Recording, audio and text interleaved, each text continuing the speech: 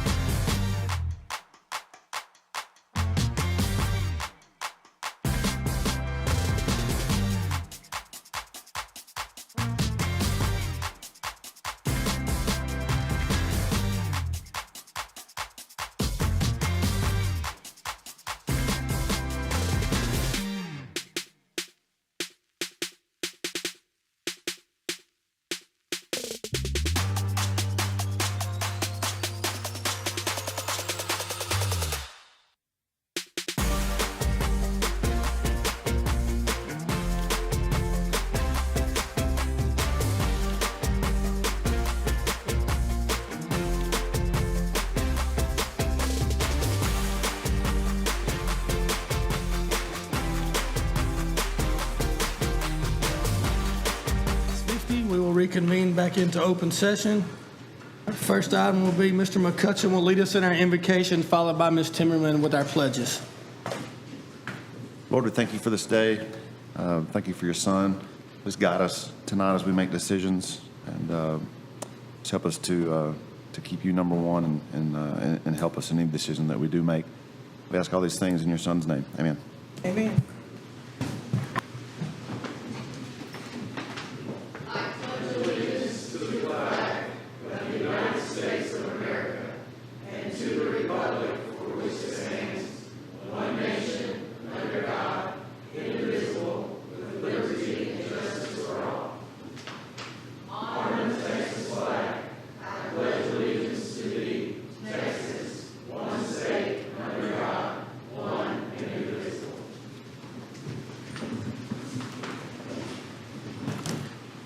Next item is our open forum. I don't believe we have anyone signed up to speak tonight, so we'll move right into our human resources report. Ms. James?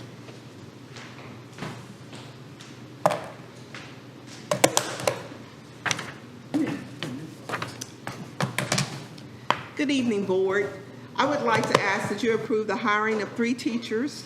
Also ask that you approve the following position requests, a new position request: 1 campus-based sub, 1 special education teacher, 2 elementary teacher contingencies, 1 junior high school science teacher, 4 special education aides, 1 custodial night supervisor, and 2 custodians.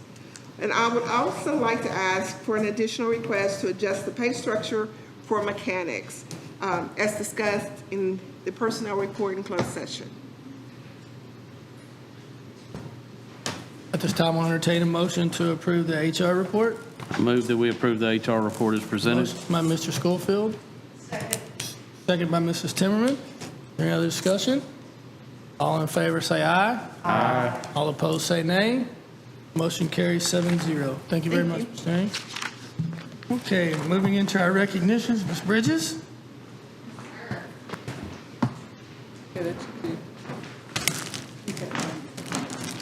Good evening, Board. We've got some outstanding employees to recognize this evening. I will first ask Mr. Tim Day from Wedgeworth Elementary to come up.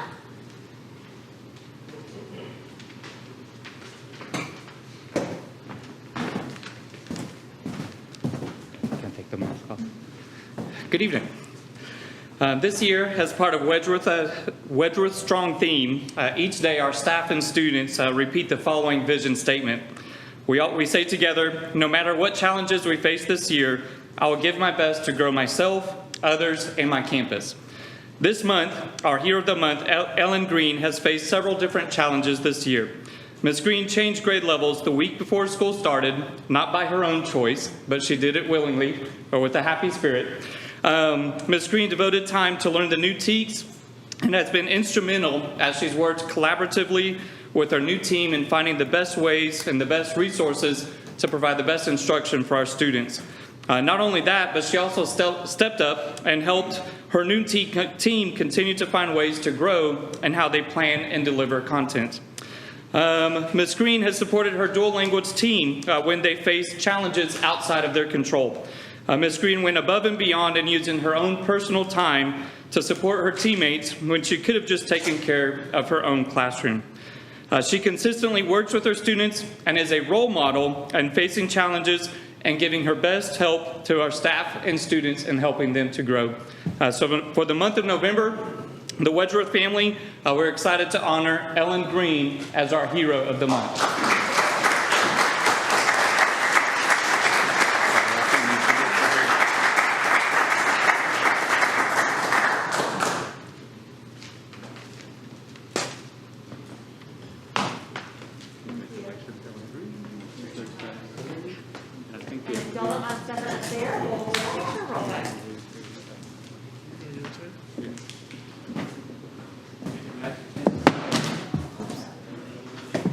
Oh, no, I'm trying to get Susan's attention. I guess she is riveted on.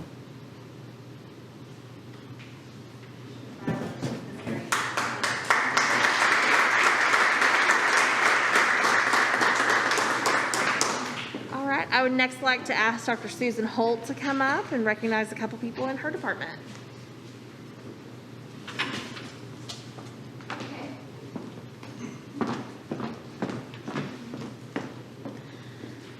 I'm very proud to stand before you this morning with two employees that are very dedicated to our Office of Curriculum and Instruction. Our motto is to empower, to serve, and support, and I cannot think of two better qualified people in our division.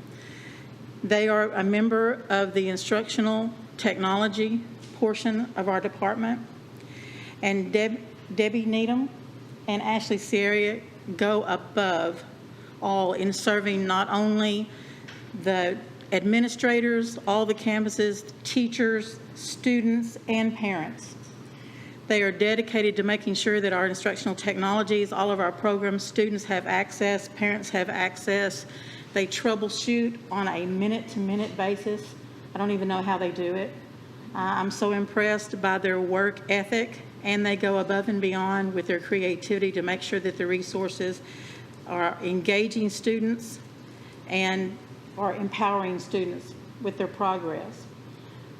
Teachers, when they call, not only can they anticipate that they will be supported in whatever troubleshooting, but also if they have questions about how to implement a program or how to even use a program. I can't even imagine us doing online learning if these two ladies were not in the position of making sure that they were providing Zoom sessions early in the morning and late at night to make sure our teachers were equipped back when we started in March and continuing into this year. So I believe that the district, not only CNI, but the district itself is very blessed by these two individuals. Would y'all please come up?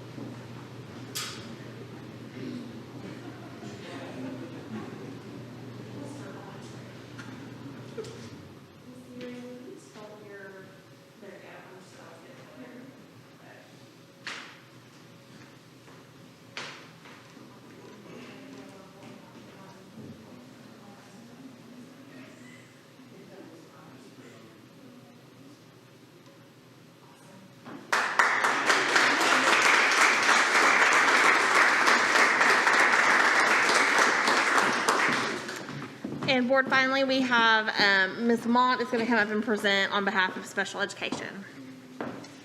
Good evening, Board. Ms. Portowski was not able to be here tonight, so on her behalf, I am presenting the Special Education Employee of the Month to Lindsay Schwegert. Come on up. All right. So for Lindsay, she just joined the team in late August, and she has already proven herself to be a great asset to the Special Education Department. She jumps in and she helps out wherever she is needed, and she strives to support teachers, campuses, and do whatever is best for our students. And we are very thankful to have her on our team.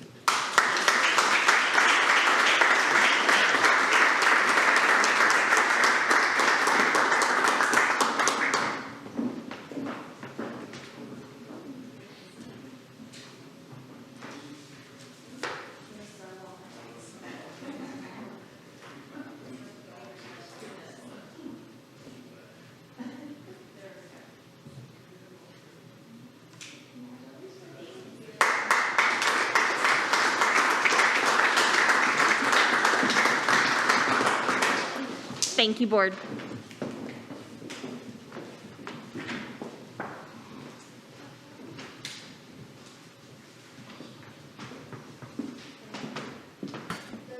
Okay, next item on our agenda would be a report on learning gaps due to COVID-19 outbreak. Dr. Holt?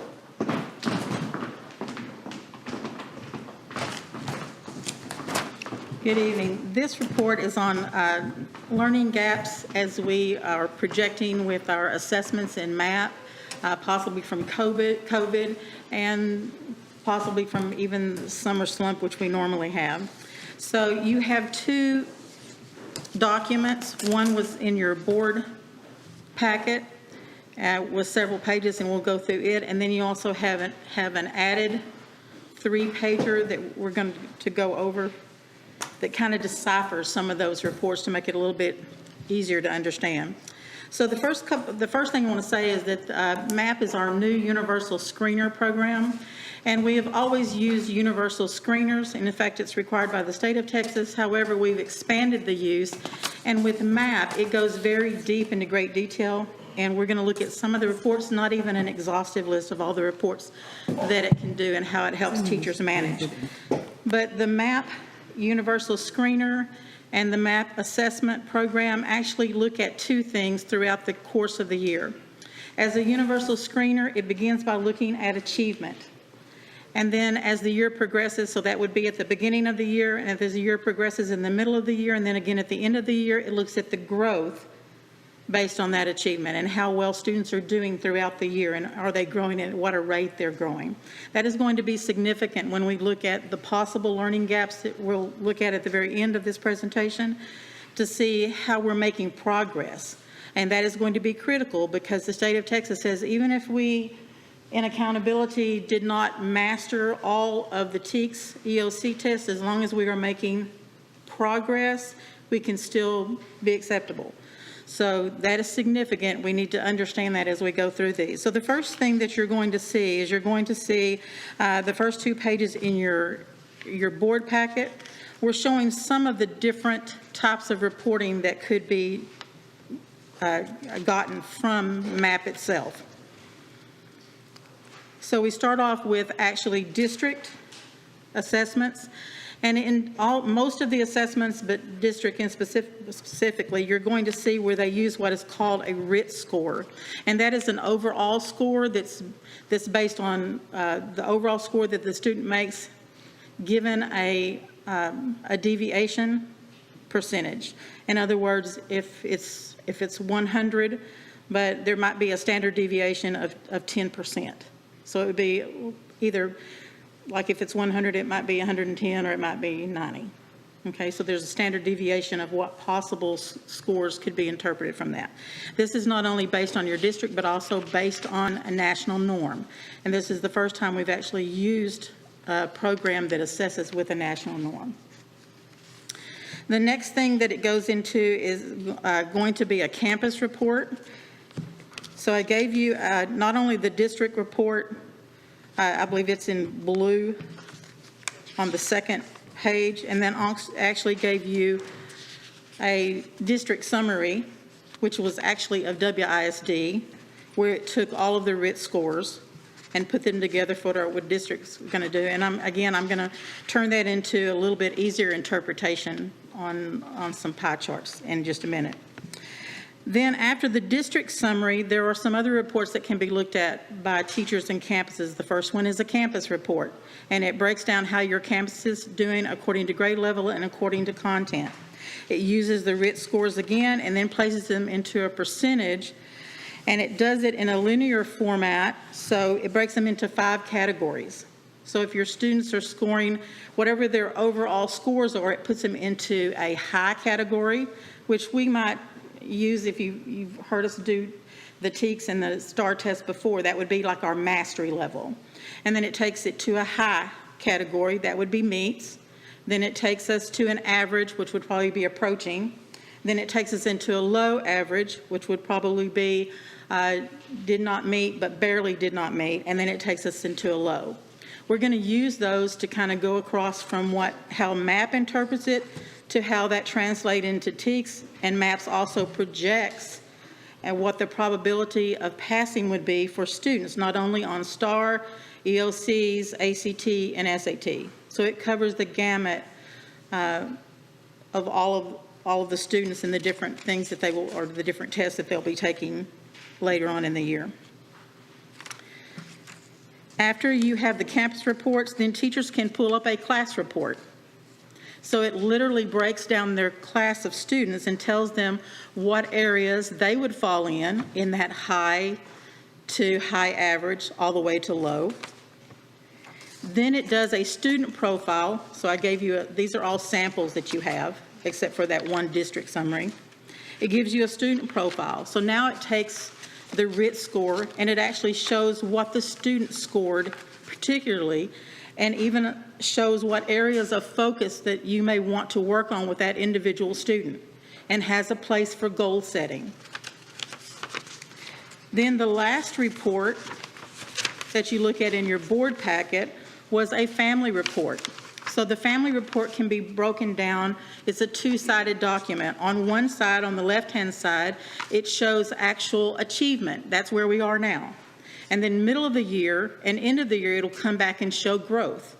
It also takes that RIT score and it does a percentage based on the national norm, and it tells where that student would fall in percentage. So in other words, if you have a 30 percentile, you score better than 30% of the national norm or students taking the test. If it's 79, you score better than 79%, 96, you score better than 96%. So all of these help to aggregate all of the data. What is important about that is that we have been doing a lot of aggregated data ourselves. And so this takes it all the way to projecting where the students are, putting them into categories of meets and masters. So it's taken a lot of the beginning work out, but we're going to get even better than that. So after you have looked at that, now I want you to go to the handouts that I provided tonight. And that would be the pie charts. So you're like, what do you do with all this data and all these RIT scores and all these standard deviations and numbers and interpretations? Well, this is where it gets critical for teachers and for us. Not only do we look at the data to interpret where we are, but I took and instead of the linear report, I put these into a pie graph. So if you're looking at reading on the first page, you're looking at out of 691 students in kindergarten, for example, that took the test, out of the 701 that are currently enrolled, 98% of our students in kindergarten have taken the assessment. Now, if you take the blue would be the masters. The green would be meets. The gold would be approaches. The orange would be probably a tier 2. Those are do not meet, but they're probably a tier 2. The red is probably a tier 3 student. So how does that interpret? Well, approaches, you're probably going to want to do some one-on-one, and the reports not only show you where they score, but they're going to break down, and I'll show you in some other reports, exactly what those students need to be doing and how much they need to be doing, whether they're tier 2 or tier 3, because tier 1, you can pick them back up at a side table. I'm struggling. John's struggling. Not that you are, John, but John's struggling over here, so I pull him aside, and I pick up very quickly on one or two things so that he can master. If I have Lisa in a tier 2, then I probably need more time. I may need 15 or 20 minutes, and if David is falling in a tier 3, then what would happen is I would have a specialist dealing with that. So looking across here, we can see, number one, you're probably going to see just some discrepancies because that's like 98%. But if you're looking at first grade, it's showing 101%. Well, that could be because enrollment today is actually less than what it was. And so we have more students that took it than we currently have enrolled. So there's some skewing of numbers there. Also, in some courses, in some content areas, we had them taking both English and Spanish, and both of these are represented here. So that may be why some of your numbers are 101% or 104% or 108%. So if you look at that, and we still have a lot of reporting that's not done, especially 6 through 12, but you can look down and you can see the percentage. So for 6th grade, for example, 91% reporting, this is still reading, 44% are scoring masters or meets. Then you have 23% that are at approaching, but you have 33% that are in a tier 1 or tier 2. That's a lot of extra time. That would be a concern because that's where we're going to need to be doing our intensive interventions or remediation. So that's how this graph is reported. Then you see WISD at the end of that, where 53% of our reading are either meets or masters, 21% approaching, 26%. So we look pretty good till we hit that lower category. Looking at the next page and looking at math, this is concerning, and across the state it's concerning as well. And I was talking to someone earlier tonight, and I was explaining, well, yes, we anticipated gaps, the state did too. This could be more than a year to dig out of this. You're talking about several months. So I would say maybe 2, maybe 3 years. I hope not. I mean, our goal would be to make sure that it's shorter than that, and that's why it's so important to get these assessments in and look at our growth patterns over the year and next year. However, looking at the math, you can see how we see some significant problems in some areas, especially if you're looking at, say, 6th grade math. Currently, we have 91% that have assessed, so that's still pretty high, and we have until November 16th to finish all the assessments. So when you're seeing gaps in this, doesn't mean we're not going to get that, doesn't mean we're not going to be able to measure growth, but right now we still have until the 16th, so we have a little over a week. 6th grade, 25% are master and meets. And almost 40% are going to be in Tier 2, Tier 3. So that's how we're interpreting this data. Science looked pretty good across the board. It looked like about 60% on most levels that were in meets or masters. And if you look at the percentage that were in Tier 1 and Tier 2 with the red and orange, you're looking at 15%, 21%. That's more in line with what you usually see in a Tier 2, Tier 3 system. So I think we should do pretty good on that. So then the question is, what do we do with all this? Because it's not just the data. Once you have the data, now how do you interpret it? How do you work with it? What's your action step?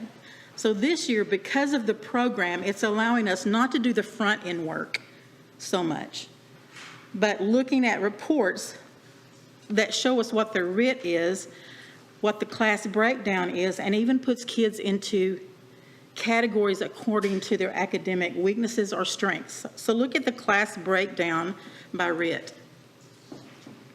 In this report, you can see out of the measured areas, it actually puts students in their RIT scores, so you can tell where they fell within a content area, and it even groups them. And then on the back side of that page,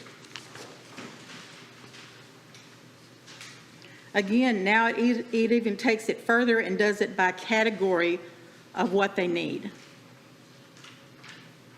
So now a teacher can take this data and they can interpret and extrapolate from this exactly where a student needs to make growth in certain areas and where their strengths are. The reason that becomes very important is because looking at our scope and sequence, if you had a student, for example, that was really high in measurement, but really low in computation in math, for example, and you have a scope and sequence that says you spend 5 days on measurement and only 2 on calculation, but you know it's reversed, you could spend your time and change your scope and sequence, tweak it enough because you know your kids are already mastering some of those skills. So it empowers teachers to make those decisions in their classroom. Not that you're not covering still under that scope and sequence, because we're required, even with gaps, to cover all the scope and sequence and all the requirements of those skills per each grade level.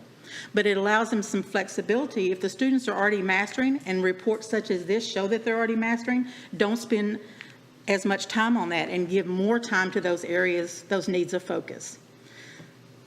So lastly, what it does is we have an entire system that goes beyond MAP. When MAP scores are analyzed here, they now feed in, for example, into elementary to a program called Branching Minds. It takes this information and all the areas of focus and the delineation of all the skills that are needed, and it puts them over into Branching Minds, and Branching Minds allows us to progress monitor. And every time we progress monitor or provide an intervention and we place that information in there, it gives us a delta score on a student. So in other words, it says the student has done 3 interventions and they're rising. Their mastery is going up. The students have done 3 weeks and they are flatlining, nothing's happening. Or they've gone 3 weeks and they're diving still. Now we can look at it and we know exactly what's happening to those students in intervention and where we need to make other decisions for perhaps more specialized training, more more providing of intervention for longer periods of time, or maybe a different type of intervention. So we're moving toward extrapolating data on our own to action for student progress. Any questions or comments for Dr. Holt? No, I would like to say that I think this is fantastic. It seems like it's taken a lot of work off the teachers because I know they spend a lot of time going through data. You know, you always hear disaggregate, you know, and it's a lot of work. And I love how it goes that extra step, so it goes into that branching minds. Is that what you said? It's great. Thank you for the excellent report. And I would like to say this, it's still a lot of work on teachers, especially in a year like this, because it was a change, but it's a good change, and once we kind of get accustomed to it, now that they're looking at the reports, I do believe they're happy with them and pleased that they're not doing that. And I think they'll like moving towards the more action and taking some of the burden of analysis. Ms. Dr. Creedy? Holt, do you have the support services that you need to provide the remediation for the teachers? Because I know that sometimes it's an extra aide or teacher to work individually with the kids. I Do do you think have that? we'll know more when we get to midterm and we do the middle of the year growth and see how much growth we've had. But I am concerned about the numbers in Tier 2 and Tier 3 and the time that it requires, especially when the numbers are really large in that red area of low. I am concerned about that and making sure we have enough specialists.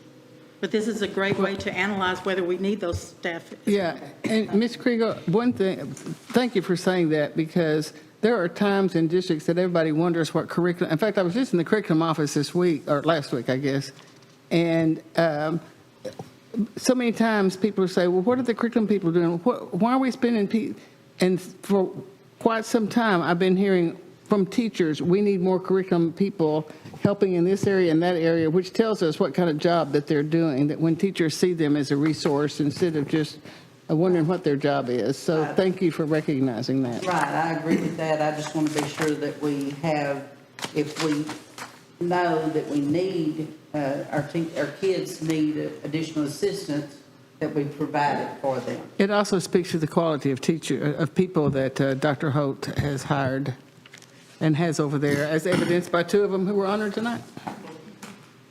Anything else for Dr. Holt? Thank you very much, ma'am.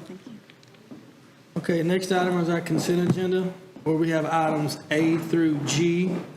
I know we've already had a couple of inquiries. I believe Ms. Timmerman had a question about something on page 57. Yes. Mr. Collin, I believe that's your department. I noticed on page 57 that there's $15,000 for JJAEP, Yes, ma'am. and we don't even have it yet. So I just wondered what we're spending the money on. So that page that you're looking on is also represented on page 45. That $15,000 is a budgetary placeholder.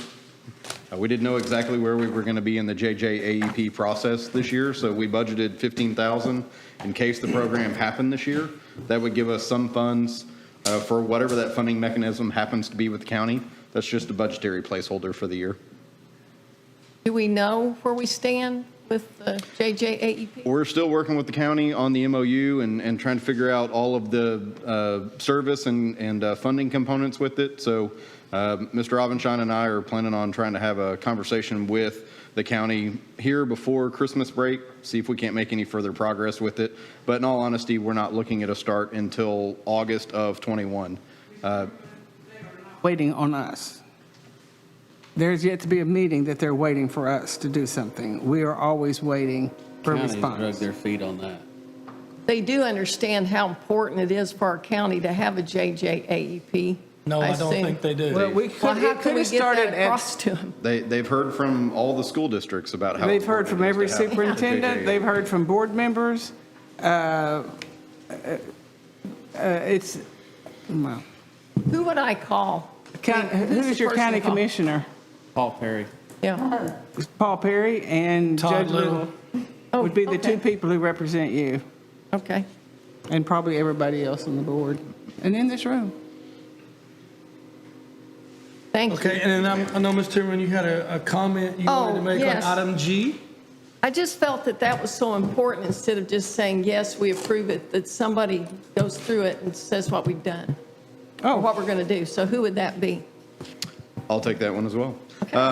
So that would fall under the PEMS department. So what we're looking at in item G is currently the state identifies 14 factors that if a student qualifies in any one of those 14, they're indicated as at risk of dropping out of school. And that's a PEMS designation that is submitted to the state.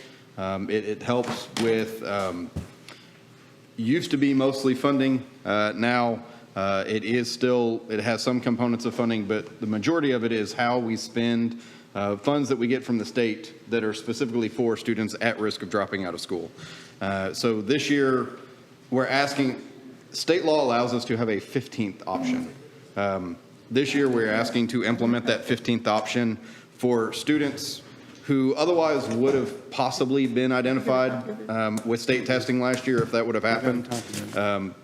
Since that didn't happen, we're trying to identify some of those students through the MAP scores and through other measurement tools that we have. And if they're not performing satisfactorily on those, we would like to go ahead and locally mark them as at risk of dropping out of school so that we can give them those extra supports and those extra interventions that they need to be successful. That's great. I'm so glad we're doing that, but I wanted everybody else to hear it Yes, ma'am. instead of just saying, yeah, we approve. So thank you. Yes, ma'am. Okay, board, you have items A through G in the consent agenda before you. This time I'll entertain a motion. I move to approve consent item agendas A through G. A motion by Mr. Starnader, Second. second by Mr. Rogers. Is there any other discussion? All in favor say aye. Aye. All opposed say nay. Motion carries 7-0. And now I need a motion to adjourn. So moved. Motion by Mr. McCutcheon, second by Ms. Kriegel. All in favor say aye. Opposed say nay. Motion carries 7-0. Thank you very much.